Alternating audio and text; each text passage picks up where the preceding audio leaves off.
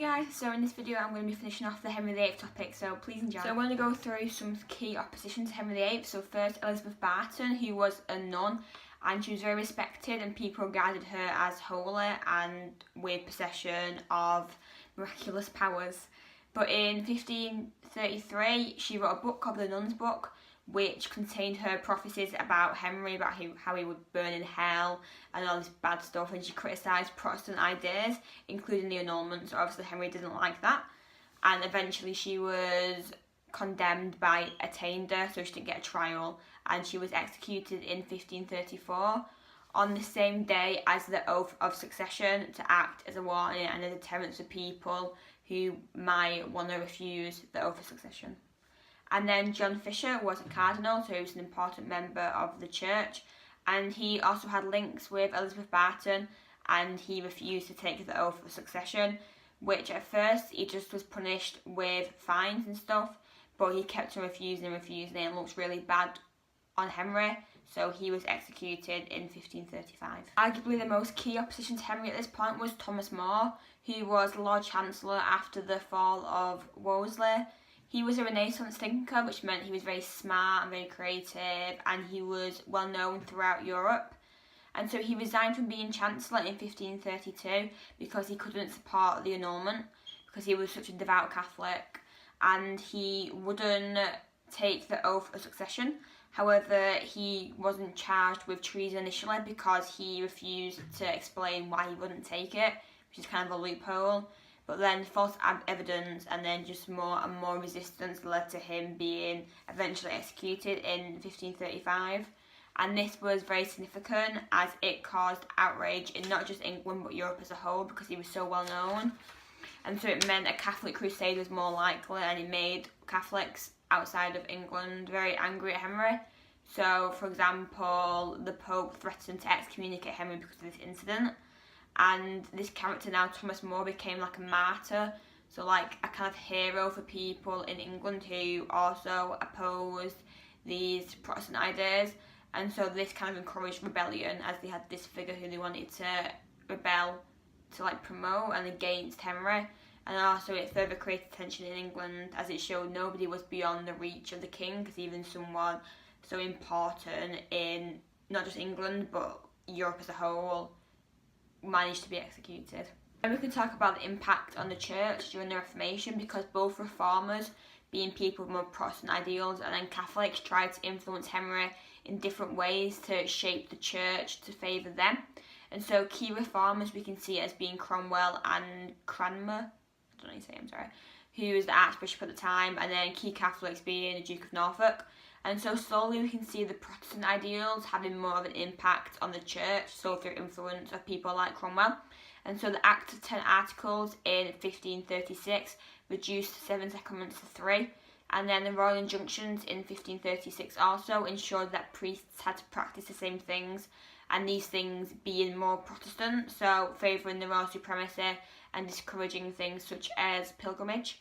And then the Bishop's Book in 1537 set out the new church beliefs that people had to follow in England, and these outlined Catholic beliefs as being less important to the more Protestant ones. And then Royal Injunctions again, but this time in 1538, declared Bibles had to be translated into English, as well as holy statues and pilgrimage sites to be destroyed, which, I mean, the Bible being only in Latin, and these pilgrimages and big statues are very Catholic and things that Catholics would believe and would practice. So getting rid of these was getting rid of the Catholic faith in England and reaffirming Protestantism as being the main focus of religion. But then after Cromwell's death, we can see a significant decrease in the Protestant cause, as Cromwell didn't have a big influence over Henry and his actions. So then in 1539 the 6th Article was published, which reaffirmed traditional Catholic beliefs. Now we can go on to talk about the role of the monasteries, which were these big wealthy institutions in England at the time, where in 1509 England had 800 monasteries, which served by over 10,000 monks and nuns, and they owned a third of the land in England and had an income of £1,000 each year, which sounds very little, but I'm assuming that was quite a lot then. And so we can talk about the roles of the monasteries. So firstly, religious, being this big Catholic symbol, and they had monks who had to worship daily, and then also nuns said prayers to the dead, which were called chanceries. And then we can talk about the educational purpose. So monks often educated young boys and the nobility, and they also acted as a place of learning. So like books were kept there, so kind of like a very old library. And then they had medical purposes, so the monasteries acted as hospitals for like local like women who acted as like nurses and doctors, could look after the sick. And also they had social and economic roles, as they provided help for the poor and for like vagrants and things like that. And they were also a home for widows. And then they obviously provided employment for people, such as the nuns who ran the monasteries. So now we can talk about why the dissolution of the monasteries took place, which basically means closing them down. And so we can talk about the religious reasons. So reformers, so people with more Protestant ideals, such as Cromwell, disapproved of the Catholic religious practices that happened in the monasteries. For example, the chanceries, which are very Catholic practice. And so getting rid of the monasteries would get rid of this big Catholic symbol in England. And then also political reasons, because Henry felt the monks and the nuns were more loyal to the Pope than to him. For example, we see many monasteries supporting the Pilgrimage of Grace, which we'll get into in a minute. And so closing the monasteries would strengthen Henry's control over the church and get rid of key opposition in England. And then there's also financial benefits for Henry, as the monasteries were such wealthy institutions. So if Henry closed them down, he could use this money for himself. For example, for a defence in case of a Catholic crusade, which was becoming more and more likely. And also it'd make him more financially independent from Parliament, as he could either sell off this land or give it as gifts to the nobility to win over people who might be stepping away from him. And so we can see the act of the dissolution of the lesser monasteries in 1536, which closed down many smaller monasteries and nunneries. And then Cromwell did this by ordering inspections, and he said that the monasteries were immoral. For example, he said he saw nuns having children, which you can't have, and then some like homosexual acts between monks, but I'm not sure if this actually happened or not, or he just said this as an excuse to get them closed down. And then we can see the act for the dissolution of the greater monasteries in 1539, which was due to many of these monasteries already surrendering anyway and giving their monasteries a gift to the king, because I think they knew in time they were going to get closed down, so you might as well do it off your own accord than being forced to. We can talk about the impact of closing the monasteries and who it benefited and who lost from it. So I mean, obviously the people who benefited were reformers such as Cromwell, because it meant a powerful symbol of the Catholic Church had been destroyed, and it was another step closer to having a fully Protestant country with a reformed church which focused on Protestant ideas. And then Henry VIII obviously benefited, because the wealth from closing the monasteries made Henry a lot richer than he already was, and it made him financially independent from Parliament. And so it also helped him to end opposition from within the church to his rule, as people in these monasteries were often very Catholic, like we said. So getting rid of this big Catholic influence would make Henry's grip on England stronger.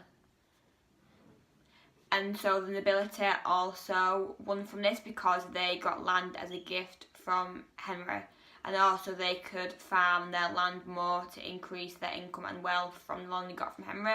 So either way, they're making profit. And then the people who lost were the monks and the nuns, because they lost their land and essentially their homes, and then they were often unable to get jobs afterwards.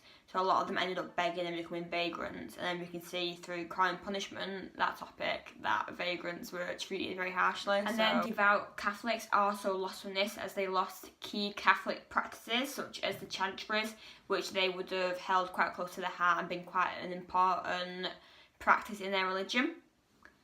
And so the poor and the sick, they also lost out massively, as they had nowhere to go if they couldn't provide for themselves and needed medical attention, as this was a key role of the monasteries.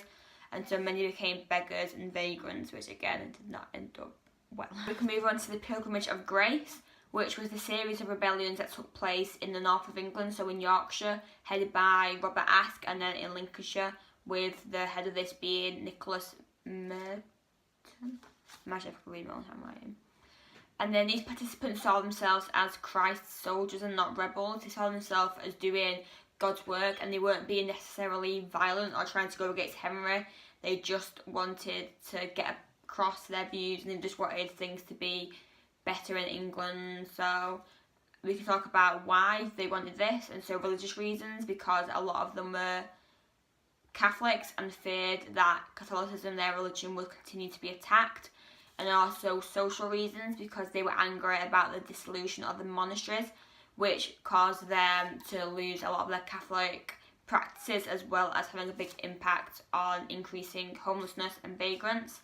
And also economically, because rents were increasing and so were enclosures, as well as taxation after the 1534 Subsidy Act meant taxes increased, and also bad weather and poor harvest again hurt people financially, and so they wanted better conditions in England to help them with this. So first I'll talk about the Lincolnshire Rebels, because this was less important.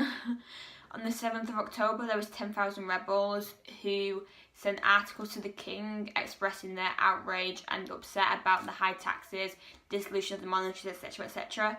And Henry was not kind about this. He sent a threat to punish the rebels and sent the Duke of Suffolk with 3,000 men, and so ultimately the rebels disbanded and didn't try and fight back.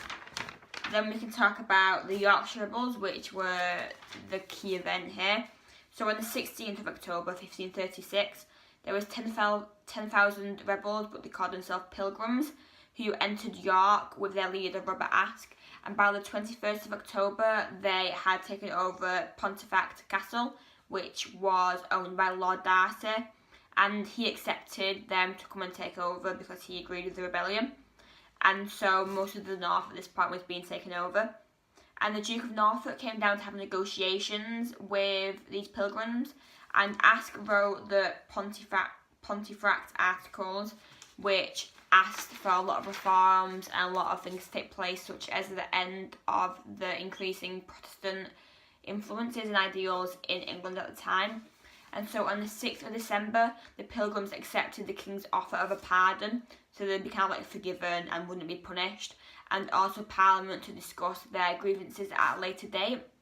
But then in 1537, Henry went back on these promises after minor rebellions took place, as it gave Henry an excuse to punish. And so 178 rebels were executed, including Robert Aske. Now we can talk about why the uprising failed, and we can blame this largely on Aske, as he put misplaced faith in the king, because he accepted Henry's offer of a pardon and a discussion, so the rebel army disbanded, and so this gave Henry the time to plan how he was going to punish the rebels, because Henry had such a ruthless nature, especially with Cromwell on his side, which also helped this take place. And accepting the demands from the Pilgrims to make him seem weak, and so he couldn't do this as it might encourage further rebellions in the future. And so he had to end the uprising firmly with violence to discourage others in the future. And so we can look at the significance of the pilgrimage. And so, I mean, it threatened the king because it was the largest uprising of his reign, with 40,000 men in total. And it represented a real threat to Henry and his position and his power over the people. And also this uprising did postpone reform, because it showed that the north of England was very Catholic and rejected Henry's religious policies. And so this knocked back Cromwell's plans of further Protestant reforms and influences later on. But also, on the flip side, it sped up closing the monasteries, because these monasteries backed the rebellions, and so Henry wanted to crush them really quickly before they kind of rose in power and tried to uprise. He wanted to get them down quickly. And also it ultimately strengthened the Council of the North, which we've talked about previously, as Henry realised he needed to strengthen his grip on the North to stop future uprisings to secure his place on the throne. Thank you for watching, and this is now the end of the Henry series, so I hope you enjoyed. And I've also got a Cold War series. If you scroll through my channel, I don't know, you can find them there. And I'm going to make some more history videos this week for you, probably more on VIII, because I'll have more time to finish it. I don't have that much time to do Crime and Punishment, but we'll see. So please like and subscribe.